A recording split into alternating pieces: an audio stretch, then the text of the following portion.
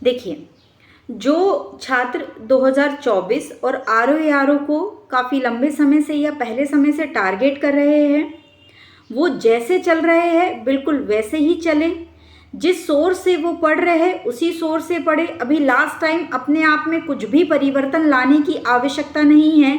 जैसे चल रहे हो वैसे चलो, बस जो भी करो अपना 100% उसमें आपको देना है बस। ये जो वीडियो मैं अभी आगे बताने जा रही हूँ, जो 2025 को टारगेट कर रहे हैं उनके लिए है, ठीक है। आप लोग इसको सुन करके परेशान मत होना। जैसे चल रहे हो 2024 वाले और आरओ वाले जैसे चल रहे हो बिल्कुल वैसे ही चलना, ठीक है।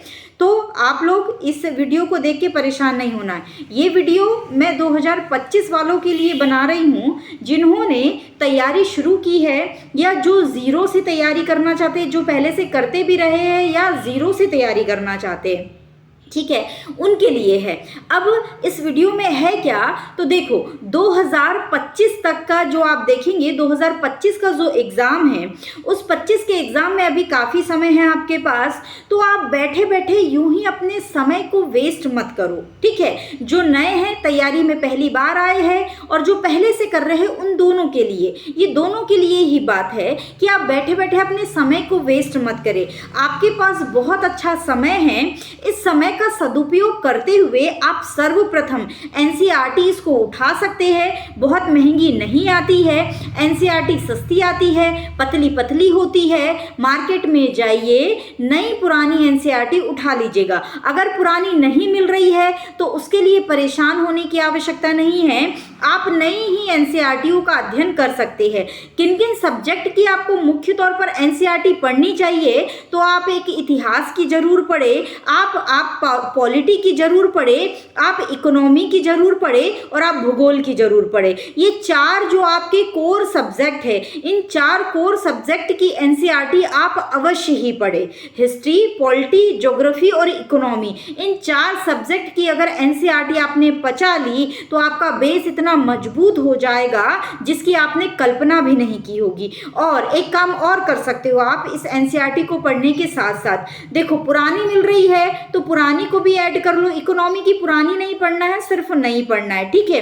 पॉलिटी की नई पढ़ना है, पुरानी नहीं पढ़ना है। पॉलिटी की भी नई पढ़ना है, पुरानी नहीं पढ़ना है। इतिहास की अगर पुरानी मिले तो पढ़ लीजिएगा, पुरानी ज़्यादा अच्छी है, और ना मिले तो आप नई ही पढ़े, कोई बात नहीं है। ज्योग्राफी की अगर पुरानी मिलेगी 11th-12th की तो पुरानी 11th-12th की पढ़ना है।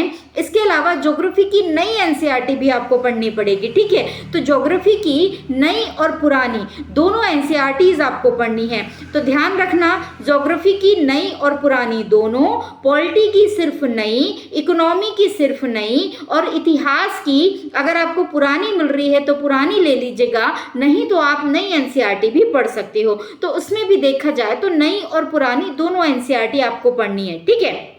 अब यहाँ पर जो सिर्फ 2025 के लिए अभी टारगेट में है, मतलब आने वाले जो एग्ज़ाम देगा उसके लिए मैं बता रही हूँ। अभी वाले इसको भी बिल्कुल भी फॉलो ना करें। अभी एनसीईआरटी पढ़ने का आपके पास बिल्कुल भी समय नहीं है, ठीक है। तो अभी आप लोग ये ना पढ़े, जो पढ़ रहे हो आप वही पढ़ते रहो। रहे 2025 वाले, अगर अभी से आप इस तरीके से एनसीईआरटी पढ़ते चलोगे तो आप अपने एग्ज़ाम तक अच्छे से पारंगत हो जाओगे, बेस आपका एकदम मजबूत हो जाएगा।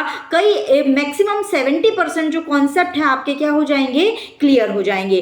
अब रही बात कि और करना क्या है आपको, तो करना ये है कि एनसीईआरटी जब आप पढ़ रहे हो एक कॉपी बना लो 200 पेज की, 200 पेज की, या हर एनसीईआरटी के लिए 100 पेज की आप एक कॉपी बना सकते हैं। तो 100 पेज की आपने एक कॉपी बना ली, सब्जेक्ट वाइज की, ये ज्योग्राफी की, ये इतिहास की, पॉलिटी की, ये इकोनॉमी की, ठीक है।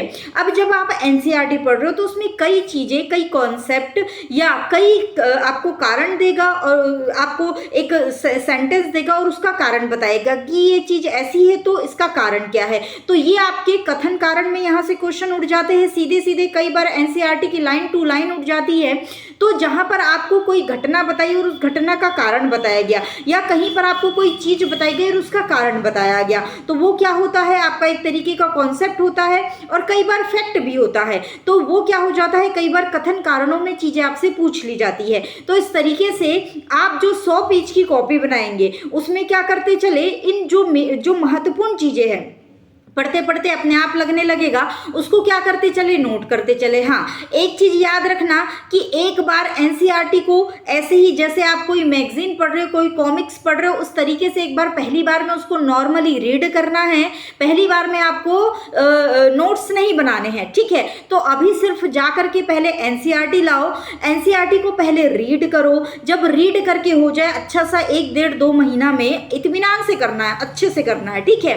तो 1-1.5 महीना में जब अच्छे से आपका रीड करके हो जाए तो हर सब्जेक्ट के लिए 1-1 100-100 पेज की कॉपी उठा के लेके आओ और उसमें फिर पुनः उस एनसीईआरटी को पढ़ो और उसमें जो इंपॉर्टेंट चीज लग रही है उसको वहीं पर अंडरलाइन या हाईलाइट करते चलो, या फिर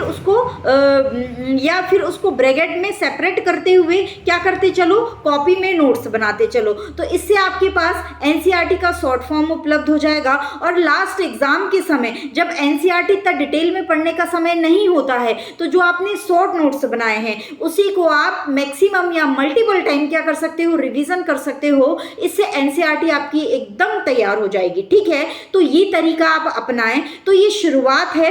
इसके बाद आपको और क्या करना है, 1 से 1.5 महीना ये करने के बाद इसके बाद आपको और क्या करना है इसकी जानकारी मैं अगले वीडियो में दूंगी, ठीक है। तो अभी फिलहाल आप 1-2 दिन में एनसीईआरटी की व्यवस्था करें, लाएं और उसको पढ़ना शुरू कर दीजिएगा, ठीक है।